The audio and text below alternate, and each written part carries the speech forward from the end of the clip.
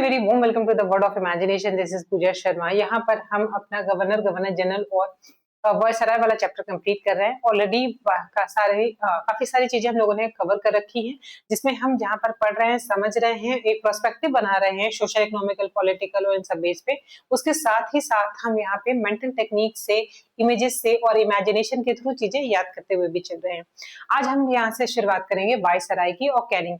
Canning के बारे में मैंने आपको पहले ही वीडियो में बताया था कि कैनिंग को हम इमेजिन करेंगे हरी के कैरेक्टर से, जो कि एक मूवी थी हमारी अधूरी कहानी। उसमें कैरेक्टर था हरी, जो बड़ा ही कनिंग किस्म का इंसान था, इतना धूर्त था कि अपनी वाइफ को उसने अपने गिरफ्त में रखने के लिए उसने साइकोलॉजिकल गेम खेलता है और फाइनली जो चीजें होती हैं वो होती है मूवी का पार्ट है। यहाँ पे उस हरी के कैरेक्टर को आप यहाँ पे यूज कर सकते हैं। तो राजकुमार राव था, if I am not wrong, Rajkumar Rao ने वो रोल प्ले किया था। तो ये रहा हरी के कैरेक्टर के बारे में। अब कैनिंग के समय में क्या हुआ था, पहले वीडियो में ही मैंने ये भी बात की थी कि last governor general of India फिर कन्वर्ट हो जाएगा वायसराय में, फर्स्ट वायसराय ऑफ इंडिया में। तो 1857 में जब ये गवर्नर जनरल ऑफ इंडिया हुआ करता था, उस समय वॉर हो गया था। वॉर के समय फाइनली ब्रिटेन के क्राउन ने रियलाइज कर लिया था कि इस कंपनी से ना हो पाएगा। तो उसने बोला कि तुमसे ना हो पाएगा, किनारे हटो तुम, अब हम अपनी पूरी सत्ता अपने हाथ में लेते हैं। जहां पे विक्टोरिया उस समय क्राउन का रिप्रेजेंट कर रही थी, या वो पॉलिटिकल पावर का सिंबल थी। Crown here is a symbol of political power. तो वो अब उन्होंने अपने आप को रिप्रेजेंट किया। She was wearing the white, she वोर white dresses, white putty, applied white putty on their face, जो मेकअप वगैरह में बहुत ही वाइट वाइट उन्हें दिखाया गया, एक चेस्टी और इनकी प्योरिटी को दिखाया गया। और she represented herself as a mother of those country who work which वो देयर कॉलोनीज। जो भी कॉलोनीज थी उनकी, उन्होंने प्रेजेंट किया कि वो उनकी मदर है और वो उनकी प्रजा है। अब बाकी जो कॉलोनीज के लोग हैं उनकी प्रजा है। सबसे बड़ा रीजन देखा गया कि अंग्रेजों ने बहुत खुले तौर पर जगहों पर कब्जा किया। अभी शुरुआत करने से पहले हम लोगों ने इसके पहले डफरिन वाला ही पार्ट किया था, एक्सट्रीमली सॉरी, डलहौजी वाला पार्ट किया था, जिसमें एग्जैक्टली हड़प की नीति अपनाई गई थी, जिसमें कितने लाइन से सतारा, जैतपुर, संबलपुर, उदयपुर, बघाट, उदयपुर, झांसी, नागपुर और लास्ट में अवध, ये सब चीजें तो हड़प की नीति के अंदर आ गई थी। इसके सिवा किसने सिक्किम के बहुत एरिया जैसे दार्जिलिंग वगैरह इंडिया में मिला लिए थे। उसके सिवा उसने पंजाब को मिला लिया था। इधर बर्मा से second world war, not second world war, Burma से सेकेंड वॉर हो गई थी। तो ये सब चीजें ऑलरेडी इतना ज्यादा एक्सपेंशन कर लिया था अंग्रेजों ने कि फाइनली ब्रिटेन की क्राउन ने ये रियलाइज किया कि अब हम हस्तक्षेप की नीति अपनाएंगे, अब हम इंटरनल मैटर में नहीं फंसेंगे। जब सबको कुछ हड़प ही लिया था तो अब क्या हस्तक्षेप, सब तो हर जगह तो हाथ हाथ पैर मार ही लिए थे उन्होंने। तो ये रही कहानी कुछ 1857 की। ये हुआ था 1857 कैनिंग के टाइम पे, उस हरी के टाइम पे, और यहाँ पे उसी का पोस्ट चेंज करके वायसराय कर दिया गया था। इसके समय में इसने आईपीसी यानी इंडियन पीनल कोड या फिर इंडियन दंड संहिता को इंट्रोड्यूस किया था।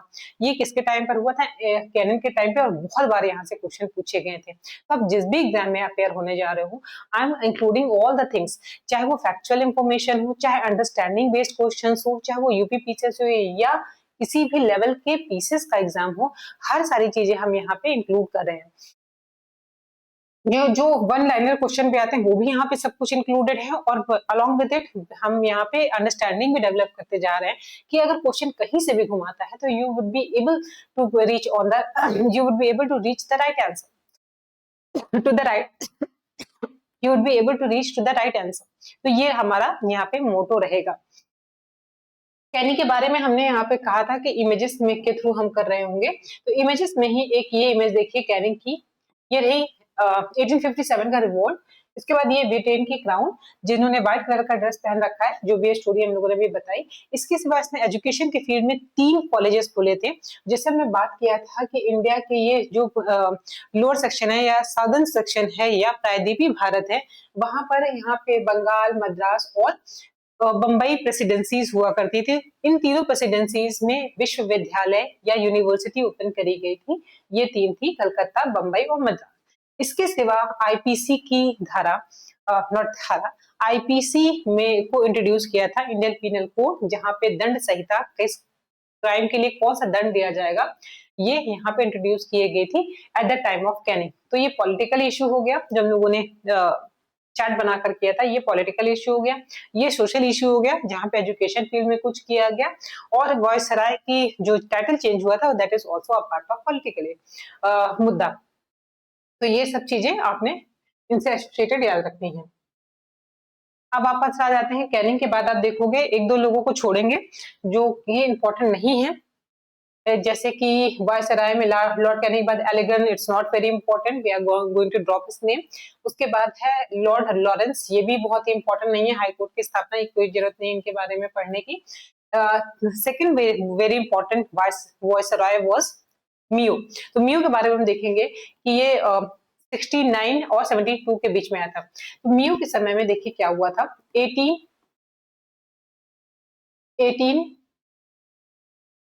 1871 में पहली बार जनगणना हुई थी। जनगणना जनगणना क्या होती है, जनगणना में रेगुलर नहीं हुई थी, वो पहली बार एक यहाँ से शुरुआत हो गई थी, क्योंकि जो रेगुलर बेसिस पे जो 10 साल के बेसिस पे होती है वो हुई थी रिपन के टाइम पर, लेकिन यहाँ पे इसकी शुरुआत हो चुकी थी।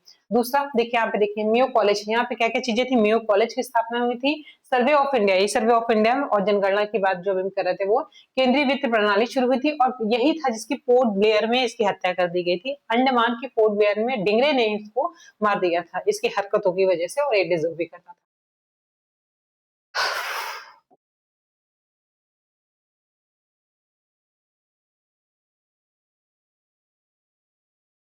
रहते हैं हम म्यू देख लेते हैं, ये रहा म्यू। म्यू को हम एसोसिएट करेंगे, वहां पर था कैनिंग में हरी को किया था, म्यू से यहाँ बिल्ली से कर लेंगे, सबसे इजी यही रहता है। देखिए बिल्ली, और यहाँ पर ये कोयल है आपको लग बतख जैसी रही होगी, लेकिन कोका विद्रोह, पंजाब का कोका विद्रोह इसके टाइम पर हुआ था 1872 में। तो ये है कोका, कोका से आप कोयल याद रख सकते हो। तो कोका और बिल्ली की लड़ाई हो रही है, और जो बचेगा उसकी वो जनगणना करेगा कि कितने कितने बचे, कितने मरे। जो बचेगा मरे और ठीक ठाक होंगे उसको खा के सुबह का नाश्ता करके ये मेयो कॉलेज में जाके राजकुमारों के लिए ओपन किया गया था, राजकुमारों की पढ़ाई के लिए। तो राजकुमारों की पढ़ाई के लिए कॉलेज ओपन किया गया। तो ये बिल्ली है जो लड़ाई करेगी, बचे हुए जो जितने भी होंगे उसकी जनगणना करेगी, कितने बचे हैं उसको खा वा के नाश्ता करके ये मेयो कॉलेज में जाके पढ़ाएगी। ये तीन चीजें आपको म्यू से एसोसिएटेड याद रहनी चाहिए। उसके बाद हम देखेंगे नेक्स्ट हमारा हो जाएगा, कैनिंग कर चुके हैं हम लोग, ये डलहौजी से पहले ही हो चुका है, ये हमारा म्यू हो गया। अब हम करेंगे लिटिन और रिपिन।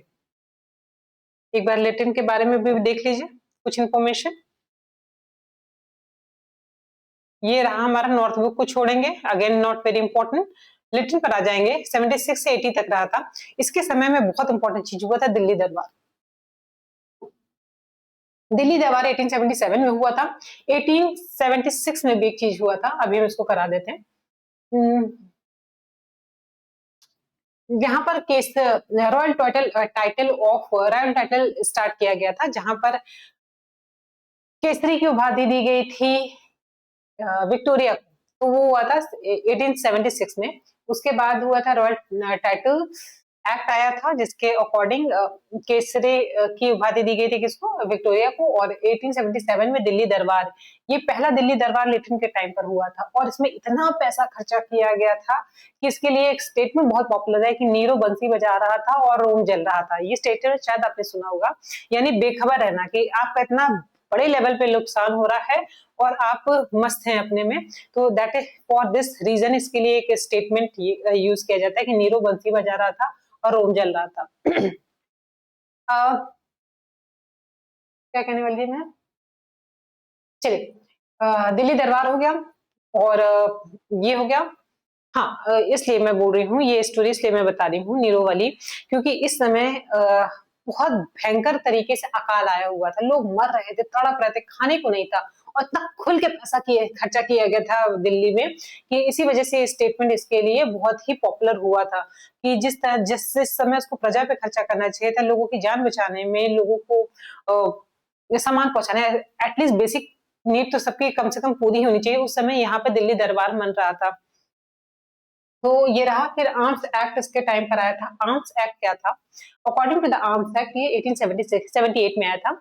इसमें कहा गया था कि इंडियन विदाउट लाइसेंस कोई भी हथियार नहीं रख सकते हैं, और इंडियंस के लिए था। तो इसलिए अगेन ये आर्म्स ये आया। वर्नाकुलर प्रेस सबसे ज्यादा इंपॉर्टेंट ये है, please keep this things in your mind. Vernacular Press act बहुत बहुत बार पूछा है कि किसने इंट्रोड्यूस किया था। तो ये आया था 78 में, जब ये आर्म्स एक्ट वाला 78 में वर्नाकुलर प्रेस एक्ट आया था, जिसमें प्रतिबंध लगा दिया था प्रेस पर। प्रेस पे पूरी तरह से प्रतिबंध लगा दिया था कि Indians can not be express themselves in a form of newspaper और मैगजीन, किसी भी चीज में वो अपने व्यू एक्सप्रेस नहीं कर सकते थे। और ये इतना बड़ा अटैक था कि किसी का मुंह बंद कर देना। तो इसको सुरेंद्र नाथ बनर्जी ने कहा था कि आकाश से होने वाला वज्रपात है। ये स्टेटमेंट सुरेंद्र नाथ बनर्जी का है। ये स्टेटमेंट भी पूछा गया था और किसका है, इसलिए ये सारे फैक्ट को उनके बारे में याद रखिएगा। अब आते हैं हम इस इमेज पे। ये रहा आपका, दिल्ली में हुआ था, दिल्ली दरबार लगा था, इसलिए ये क्या बना हुआ है आपका दिल। बड़ा कर दो। ये रहा लेफ्टिन।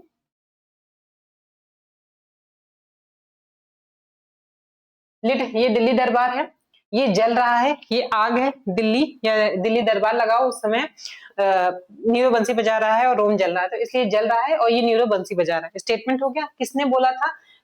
लिट्टी। लिट्टी, एक मिनट पहले इसके बारे में बता दूं। लिटिन को हम लोग लिट्टी से याद रखेंगे कि नीचे पूरी जो इसकी ड्रेस रहेगी या यूनिफॉर्म रहेगी वो इंग्लैंड के जो भी या फिर जितने भी वॉयसराय और ये लोग जो ड्रेसेस पहनते थे, यूनिफॉर्म पहनते थे, वो पहना हुआ है रेड कलर का, ब्लैक कलर के जूते, और सर पे लिट्टी की जगह सर पे फेस की जगह पे लिट्टी है। इतना इमेजिन कर पाए। ये कहाँ है? दिल के अंदर है, यानी दिल्ली जल रहा था। स्टेटमेंट ये न्यूरो बंसी बजा रहा है। किसने कहा था? सुरेंद्रनाथ बनर्जी ने। बनर्जी से मतलब बन रहा था कहाँ पे? जब लिट्टी बन रही थी जहाँ पे, वहां पे खड़े होकर ये शंकर जी को, एक्सट्रीमली सॉरी मैं hurt again I am repeating again and again, मैं I don't want to hurt the sentiment, but मैं इतना जल्दी अच्छा आर्ट नहीं बना पाऊंगी, तो इसलिए शंकर जी को रिप्रेजेंट कर रही हूँ कि नाथ हमारे। उन्होंने कहा है कि जब लिट्टी बन रही थी तो उस उन्होंने कहा था, सुरेंद्र नाथ इनका नाम था, सुरेंद्र नाथ बनर्जी। बनर्जी से आप याद रखोगे जब लिट्टी बन रही थी। और तो उन्होंने, और ये नाथ से याद रखोगे, शंकर भोलेनाथ को आप याद रख सकते हो। कहा कि जब नीरो बंसी बजा रहा था, रोम जला था, नीरो बंसी बजा था, रोम जला था। ये स्टेटमेंट हो गया। अब ये आप देख रहे हो, इंडियन को वो लगा दिया गया था, बैन लगा दिया गया था कि वो हथियार नहीं रख सकते हैं। तो ये आप देखोगे रेड कलर से, I am going to cross it, जहां भी बैन लगा रहेगा हमने रेड कलर से क्रॉस किया, दैट्स मीन कि इसको बैन किया गया था। ठीक, तो ये हो गया पूरा। आकाश से हुआ वज्रपात। जो वर्नाकुलर प्रेस एक्ट पर वो लगाया गया था, प्रतिबंध लगाया गया था, या वर्नाकुलर प्रेस एक्ट लाया गया था 1878 में, उसके लिए कहा गया था कि आकाश से गिरने वाला वज्रपात है।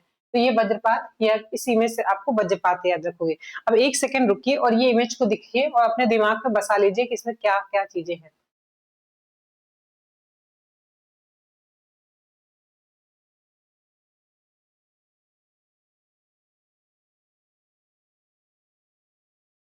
ये वज्रपात वाली बात सुरेंद्रनाथ, एक्सट्रीमली सॉरी, ये नीरो बंसी बजा रहा था, ये पॉपुलरली बोला गया था इसके बारे में।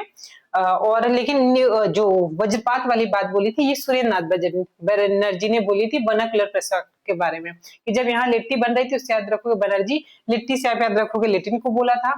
सुरेंद्रनाथ बनर्जी ने बोला था, क्या किया था? कहा था कि आकाश से गिरने वाला वज्रपात यानी बिजली जो गिर रही है, वो रिप्रेजेंट क्या कर रही है कि न्यूज़पेपर का, जो न्यूज़पेपर छपता था उसका मुंह बंद कर दिया गया, मतलब अगर उसे प्रतिबंध लगा दिया, लोगों का मुंह बंद कर दिया गया, तो ये आकाश से गिरने वाले वज्रपात के समान है। ये इमेज अब आप देखिए और अपने दिमाग में बैठा लीजिए। ये स्टेटमेंट यूरोप बंसी बचा रहा था, ये कॉमनली बोला गया था क्योंकि इस तरह की हरकतें जो थी कि दिल्ली दरबार में एक्सट्रीम लेवल ऑफ मनी वो स्पेंड कर रहा था, जबकि कंडीशन इतनी वर्स्ट थी। तो ये रहा हमारा अबाउट लिटिल। अब एक और हम कर लेते हैं रिपिन के बारे में। रिपिन एक बहुत बहुत सबसे, जितने भी बॉयज आए हैं, सबसे अच्छा इंसान अगर हम कहेंगे तो वो रिपिन था। एक लौता ऐसा इंसान था जिसने वेलफेयर ऑफ इंडियंस के लिए काम किया था, और बहुत ही वो अपने आप को बहुत रिस्पॉन्सिबल मानता था। वो बहुत रिलीजियस काइंड ऑफ पर्सनैलिटी था, जिसने कहा था, जिसने बुक लिखी थी कि द ड्यूटी ऑफ एज इस युग का कर्तव्य करके एक बुक लिखी थी, जिसमें उसने कहा, उसके स्टेटमेंट था कि लोग मुझे मेरे शब्दों से नहीं मेरे काम से जाने, और उसने वाकई बहुत काम किया था। सरोजिनी नायडू ने उसका कहना था कि सरोजिनी नायडू ने उन्हें भारत का उद्धारक कहा था। ये याद रखिएगा, सरोजिनी नायडू ने भारत का उद्धारक कहा, ये पूछा है किसके बारे में बोला गया था। इसके साथ ही दादा भाई नौरोजी ने ये कहा था इसके बारे इनके बारे में कि ये सबसे लोकप्रिय, भारत का सबसे लोकप्रिय वो वायसराय या गवर्नर जो भी बोलोगे, हाँ वायसराय था। तो सबसे लोकप्रिय वायसराय कौन सा था? ये रिपिन था। रिपिन के बारे में आप कुछ खास बातें, इन्होंने काम क्या क्या किया था। सबसे इंपॉर्टेंट बात थी यहाँ पे एल्बर्ट बिल। एल्बर्ट बिल एक इस तरह का बिल आया था जिसमें ये कहा गया था कि कोर्ट में केवल जो जज होंगे वो सिर्फ ब्रिटिशर्स ही हो सकते हैं। तो इस चीज के लिए उसने विरोध किया था, और उसकी जनरसिटी आप उसका जनरस नेचर आप इस तरह से देख सकते हो। उसने अपने इस्तीफा दे दिया था इस बात पे कि आपने ये जो भेदभाव कर रहे हैं इंडियन और इसके नाम पर, ब्रिटेन के नाम पर, वो एक्सेप्टेड नहीं था, और उसने इस्तीफा दे दिया था। इसके सिवा भी बहुत सारे चीजें जो हैं, एक मिनट, मैंने रिपिन को मेंशन किया है इसमें। भारतीयों के मित्र, मोस्ट लिबरल वॉइसराय से बोला गया था, भारतीयों का मित्र। और सबसे लोकप्रिय किसने बोला था? दादा भाई नौरोजी ने बोला था। हंटर कमीशन, शिक्षा, इसके समय में हंटर कमीशन आया था, शिक्षा के लिए ध्यान रखिएगा कि किस किस के वॉइसराय के गवर्नर के सामने कौन सा एजुकेशन फील्ड में क्या चीजें हुई थी। फिर पहला कारखाना अधिनियम इसके समय में आया था, और 1883 में, 1884 होगा, एल्बर्ट बिल आया था। तो ये सारी चीजें आपको याद रखनी है रिगार्डिंग रिपिन। रिपिन के टाइम पे एक बहुत बहुत इंपॉर्टेंट चीज हुई थी कि 1881 में फर्स्ट टाइम ऐसा हुआ था कि यहाँ से जो 10 साल की रेगुलर जो जनगणना होती है वो शुरुआत हुई थी रिपिन के ही टाइम से। तो these are a few important चीज which is quite important for Ripon.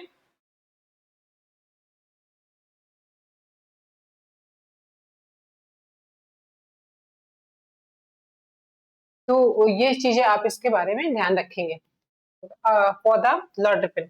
One more thing is not mention over here, vernacular press के टाइम में, जो लेटिन के टाइम पर आया था, लिट्टी वाले लेटिन के टाइम पे वर्नाकुलर प्रेस एक्ट, जिसके बारे में सुरेंद्रनाथ बनर्जी ने कहा था कि आकाश से गिरने वाला वज्रपात है, उसमें इसने ही मतलब रिपिन ने ही वो प्रेस एक्ट भी हटा दिया था। उसने सबको ये ओपन चांस दिया कि you have right to express yourself, और इसलिए ये जो वर्नाकुलर प्रेस एक्ट है, that is not right for the Indians, और किसी के लिए भी it is not right, it is not equal judgement which has been taken for the Indians. तो इसलिए उसने वो वर्नाकुलर प्रेस एक्ट को समाप्त कर दिया था। तो these are important thing which is quite mandatory, और keep this things in your mind. कितनी चीजें थी? 1781 का रेगुलर यहाँ से शुरुआत हो गई थी जनगणना की। दूसरी बहुत इंपॉर्टेंट चीज थी कि यहाँ पे एल्बर्ट बिल आया था, ये एल्बर्ट बिल आया था, एल्बर्ट या एल्बर्ट जो भी था। और थर्ड इसके बारे में इंपॉर्टेंट चीज क्या थी जिसने इसने त्याग पत्र दे दिया था, और एल्बर्ट बिल, जनगणना, और इसने वर्नाकुलर प्रेस एक्ट जो आया था, कुलर प्रेस एक्ट को समाप्त कर दिया था। और चौथा इंपॉर्टेंट चीज है, एल्बर्ट बिल ने त्याग पत्र दे दिया था। तो ये सारी चीजें आपको याद रखनी है रिलेटेड टू द रिपिन। तो होप सो ये सेशन आपको अच्छा लगा होगा, आपको चीजें याद हुई होंगी, और please share your review, these classes are helpful for you और नॉट। तो अगर ये हेल्पफुल है तो हमें मॉडर्न हिस्ट्री इसी तरह से पूरी मॉडर्न हिस्ट्री हम इसी तरह से आप याद करते हैं, कुछ इमेजेस में, कुछ एआई बनकर हम जहाँ पे क्लिक में हम चीजें बना सकेंगे, इमेजेस क्रिएट कर सकेंगे, और द सेम टाइम क्लिक के साथ ही इमेजेस रिकॉल करके आंसर कर सकेंगे। इतना कैपेबल होने की कोशिश करेंगे। और यहाँ पर जितनी भी इमेजेस है ना, इमेजेस अभी आपको लग रहा होगा टाइम टेकिंग है, लॉन्ग लास्टिंग है, लेकिन जब आप instead of making the notes, spend too much time in making the notes, revising the thing, and specially at the time of examination, वहां पे आप बहुत चैलेंजिंग हो जाता है। जब साथ में बहुत सारे नाम आ जाते हैं तो कंफ्यूजन हो जाता है। इमेज एक बहुत बड़ा तरीका है जिससे हम चीजें और अपना खुद का इन्वॉल्वमेंट, बहुत सारे मेथड्स के बारे में हम लोगों ने बार बार बात की है। ये सारे मेथड्स आपको हेल्प करेंगे कि आपको किसी भी समय में, कोई भी एग्जाम में कहीं से भी क्वेश्चन पूछता है तो आपको आपस में कंफ्यूजन नहीं होगा कि कौन सा था, वो सराय कौन सा था, इलेक्ट्रॉन कम सा, किसके समय क्या आया था। तो these these small images will help you a lot to remember about the Governor General or the other things which we are going to cover in future in history. तो अगर आपको यूजफुल लगेगा तभी हम इसको कंटिन्यू करेंगे, because it is really very time taking. तो अगर यूजफुल होगा तो हम इसको कंटिन्यू करेंगे। Till then take care, bye bye, मिलते हैं नेक्स्ट वीडियो में।